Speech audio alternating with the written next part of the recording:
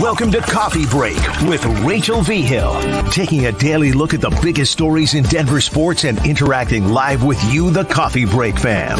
So sit back, relax, grab a cup of joe, and enjoy your coffee break. Here's your host, Rachel Vigil. Let's be completely honest. After the draft, after the first round, there's usually a bunch of names that each team picks that you're like, who the heck are these guys? How can I compare them to other players in the NFL? And today, that is exactly what we are going to do for the Broncos class. And I'm excited because there's only one person who could possibly do this with me. And that's our very own Cecil Lammey. But we have to talk about it because there's going to be a lot of names that people start to recognize, a Jonah Ellis, which a lot of people are probably like, I don't know anything about Jonah Ellis, but he may relate to some names that maybe he possibly does do. So let's get into it, and we'll go with the first round first. That sound good? Yeah, I love this. And player comparisons, I know some people hate it. Like, it's just they have shades of their game. You have to give somebody, people, a player that they know so you can go, okay, I kind of know his game now based on the name that we give him. Yep, exactly. So we'll start with the easy one. Everybody always talks about it, but it's like, okay, first round, we know everything about those guys. Bo Nix being the Broncos, possibly. I'm curious, actually. I want to get your opinion. Should he be the week 1 starter for the Broncos? 1000%. There's no messing around with it. If you're talking any other sort of junk, it's just noise. And I think it's a bogus take to be like, he needs to sit. Like, no, he's ready. He's ready. Start him now. And in August, if you want in May, Jarrett Stidham's your de facto starter. I don't even care. August training camp, I want Bo Nix getting all the first team reps. I'm totally with you there. I'm like, no Zach Wilson. I think he was just in case they could get any of the quarterbacks they wanted. Jarrett Stidham, the time is gone. And then I've been telling people, if you're a Ben DiNucci fan, you better wish him luck elsewhere because he's probably not making this team or he's moving down to the practice squad. All right, Cecil Lammey, though, who you got for your comparison for Bo Nix? Bo Nix is Jared Goff, and I've seen some people say like, okay, it's Derek Carr. Carr had a stronger arm. And when I say Jared Goff, I say that with praise because we've seen Jared Goff now learn 2 complicated systems and run them well, get his team, the Detroit Lions, are Super Bowl contenders. And a large portion of that is the play of Jared Goff. Now, I believe that Bo Nix has a faster processor than Jared Goff. One of my knocks on Goff, and he was my number 2 quarterback that year. Carson Wentz was number 1. And yes, Paxton and Dak Prescott also had first round grades from me in that year back in 2016. But with Goff, it didn't click fast enough for him. That's why he was number 2 for me, still a first round grade. But with Nix, we know he's a supercomputer. So essentially, again, this is where I say shades of. There's shades of Jared Goff to his game. He's going to be very accurate with what he does. He's going to be on time. But it's like you're going to see Bo Nix anticipate better, understand coverages better. You're not going to see those brain freeze moments that you see at times with Jared Goff. Rookie's going to take some lumps. He's going to have to learn speed and discipline in the NFL, but he's a supercomputer.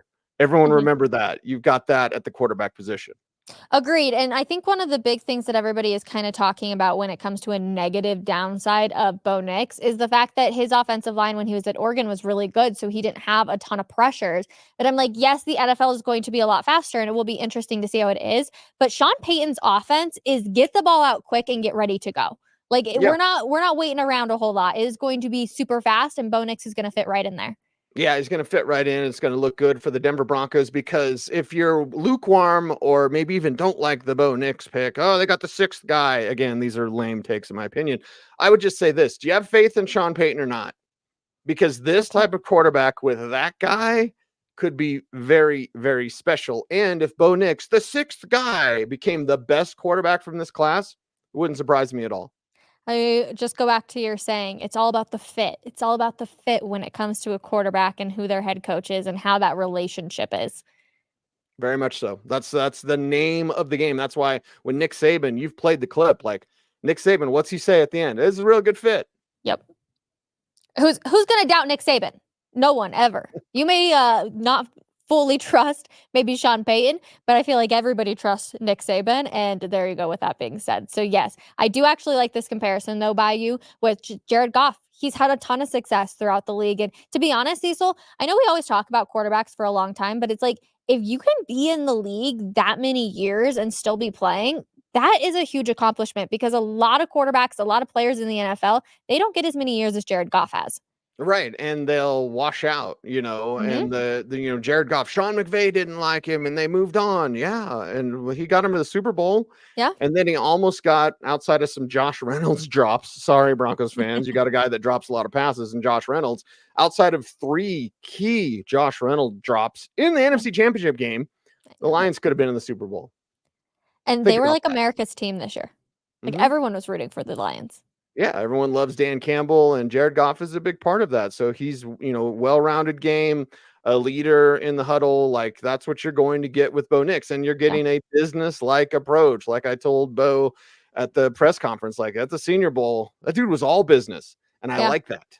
Okay, so I'm real curious. I obviously was in Detroit when Bo Nix got announced to the media on Friday afternoon, but a lot of people were saying he was either really nervous or he was very media trained, and not in the what Russell Wilson sense, but I was curious. Like he didn't seem to give a whole lot of energy and emotion. Would you agree with that?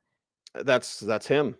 Mm, That's him. Like, I'm if gonna you feel right wanted with the Sean Payton. guy that was charming or charismatic, that's Jaden Daniels, right? Jaden Hmm. Daniels will charm the socks off you no matter where you are. Like, he's just going to tell you. If you wanted someone super, super boring and like leave it to Beaver, that's Drake May. And if you wanted someone that's just like, let's go, Bo Nix just wants to play ball. He Yeah. just wants to talk ball. And that's why I want to be a fly on the wall. Please let me be a fly on the wall with Sean Payton and Bo Nix, because they're Yeah. just going to chop it up and they're going to talk about ball and they're going to talk about the X and the Z and the Y and all that stuff. And it's so awesome because you get a young quarterback that isn't about ego, Hmm. that isn't about himself. He's about the team. He's about his teammates, and he's about learning. And he knows he's got a lot of learning to do, and he's got Sean Payton to teach him. Yeah, it's definitely a good mix. I'm excited for training camp already. Okay, so we move on to the number 76 pick for the Denver Broncos, and they go with edge Jonah Ellis out of Utah. Who's your comparison for him? Hassan Reddick. And that's not just my comparison, that's his comparison, because I that's love the it. player that he studied. And if you look at Reddick and what he's done over the last 4 years, one of the best pass rushers in all of football. And Lord knows Ellis comes into this league with multiple moves to get after the passer, which is rare in and of itself. Usually Hmm. in college, guys, he's like, he's really strong, or he goes speed to power. Like they'll have a move, right? Usually it's speed, Yeah. right? College guys and get around those tackles in college because they're really, really fast and they're bendy, right? They got the bend and burst. Uh, that's like the bend and snap. Anyway, I just went legally blonde on you there. For me, with Ellis, he's got rip, swim, spin. Spin Okay. move's incredible. Chop move, Okay. speed to power, bull rush. So I just listed 6 moves, and then here's the thing. So okay, now you got a guy with a bunch of tricks. All Uh-huh. right, and you go, wait a second. Now he knows how to stack moves. And the important thing Mhm. about stacking moves is you're going to try your first move. And when that doesn't work, you're going to immediately go to the second move. A Yeah. lot of guys, and you'll see this in college football, and they'll be like, okay, they have one move, maybe they have 2 moves, but they'll try the first one and then it won't work. And then Hmm. they're like, a turtle on their back, or they just usually what happens is guys get locked up with a tackle and then they just kind of dance and they look in the backfield and then they see the play go by him. You don't see that with Ellis. Like he knows how to set up his moves. He knows how to stack moves. This Hmm. is a very intriguing prospect that could be among the best pass rushers in the league pretty quickly. Now, I had Alex Highsmith, who I love, as my main pro comparison. Like Hmm. just looking at him, it's Alex Highsmith. Now he's out of Charlotte and he plays for the Pittsburgh Steelers, and he has this spin chop move they did in martial arts. I saw him at the Shrine Bowl in Tampa. I think it was 2019, whatever. And I was like, why is he doing that? Like, that's weird because he like jumps and spins, but it works. But he knew how to stack moves. So then in listening to Ellis talk and he brought up Hassan Reddick, I said, okay, Highsmith has like that rare move. That's a weird, nobody does it. It's a Hmm. spin chop. Okay. Nobody does it. Hassan Reddick is a more apt comparison and a damn good comparison. I think both. And I'm talking about Highsmith and Reddick. Yeah. I'm talking about 2 of the best pass rushers right now in Yeah. today's football. And you got him at pick 76, whatever the number is. Like Spirit of 76. Like Ellis is going to be a hell of a playmaker for the Broncos. No, for sure. I'm curious too. sometimes it depends, right? Like you kind of expect to see some of these players take the field and others you're like, I don't know if that's going to be. I go back to Drew Sanders, right? Where we saw him in like little dabbles last season. Do you think that's how it's going to be with Jonah Ellis, or are we going to see him more quote unquote full time? I know they've got a pretty stacked linebacker room already. Yeah, but the problem is they don't have any alphas except for Ellis. They got a bunch of B guys, like really good B guys, and I have hope for Baron Brown. He's got to stay healthy, okay? Yeah.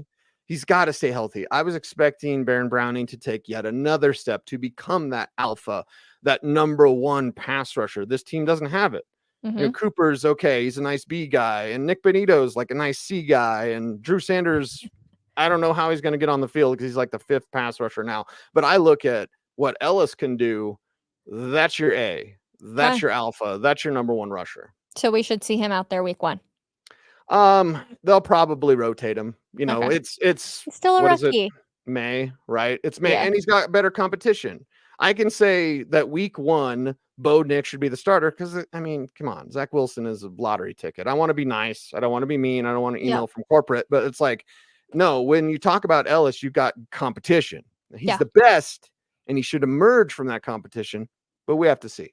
Okay, so we'll move on now because this was a pick that everybody loved because he knows Bo Nix, and that's Troy Franklin, wide receiver, comes in at pick 102. Now, they were saying they were hoping that they were going to be able to get him, but they didn't expect him to fall where he did. Who's your comparison for Troy Franklin? You're going to love this one because E gonna do E, and it's Emmanuel Sanders. Like, that's the type of playmaker that you get with Troy Franklin. And the Z comment. And I guess I told Mark Schlereth this morning on Schlereth and Evans, I was like, brother, we got to talk more people about the X and the Z because Sean Payton gave us that. He gave us that, and no one's saying anything. Everyone's ignoring it. I'm like, he just told you that he's a flanker. And the flanker is the stud. The flanker is the alpha. X is usually considered the number one. He lines up on the line of scrimmage, and he takes press coverage, usually takes the best corner. Which should be Cortland Sutton this year. Is that where we're thinking? Is Sutton going to be on this team? I've seen all the rumors flying, but I also just don't think that those are about Cortland Sutton unless you know something that I don't. Let's just say that should be Cortland Sutton, but put a pin in it. All right. If it's not Cortland, who is it? Who knows? Marvin. It could be Marvin. Okay. Now Marvin's got to run better routes. He doesn't run good routes, people. And I love his game. I applauded the pick. Hell, I had some Emmanuel Sanders come out of Marvin Mims in this as well.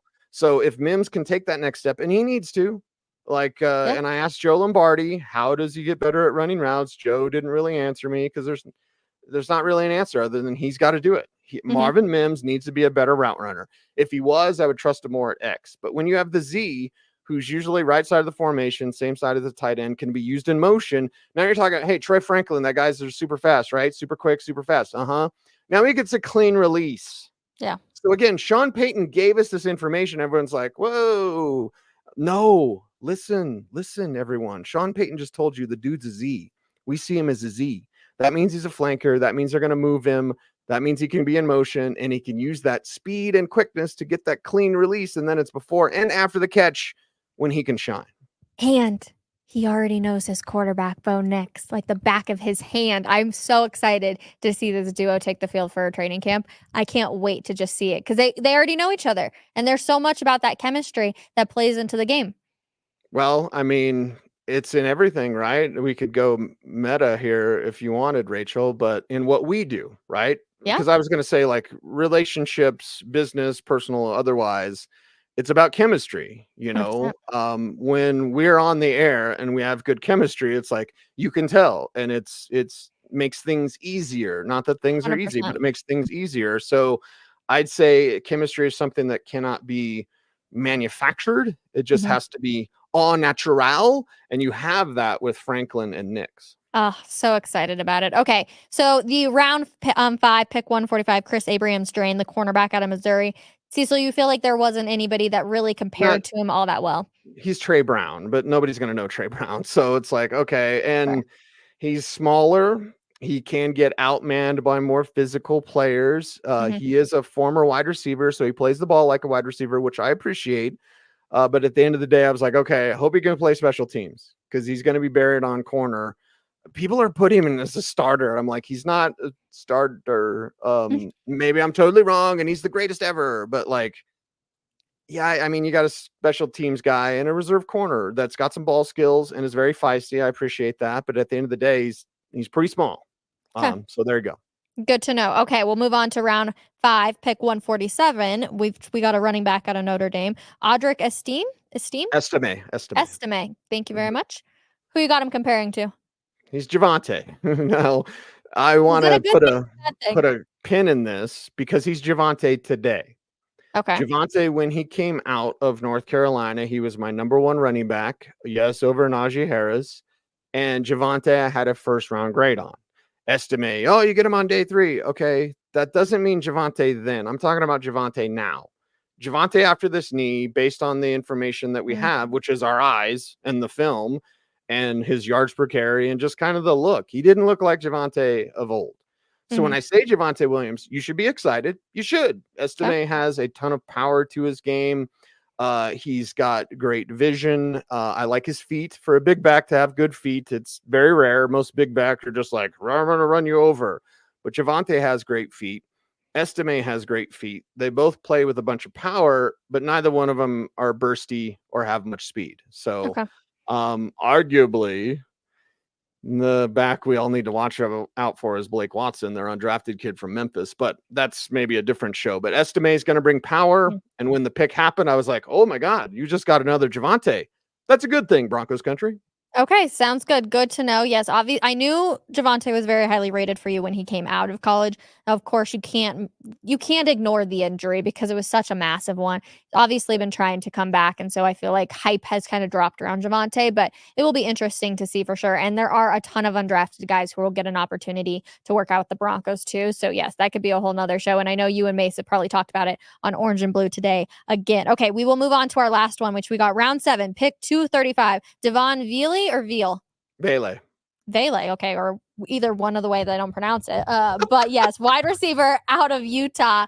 Who's your comparison? Because I also like this one. I'm not going to lie. This one's easy and not helmet scouting, but it's Timmy Pats, another Utah player that went undrafted. Why would Tim Patrick go? I remember seeing Tim Patrick in college, and he was working a Dory Jackson, USC corner, who in the first round. Yeah. Who was arguably the best corner in that draft class. And Patrick worked him in college at Utah. And he was undrafted. And he was undrafted. It was health. You'll be shocked to know Tim Patrick had health concerns.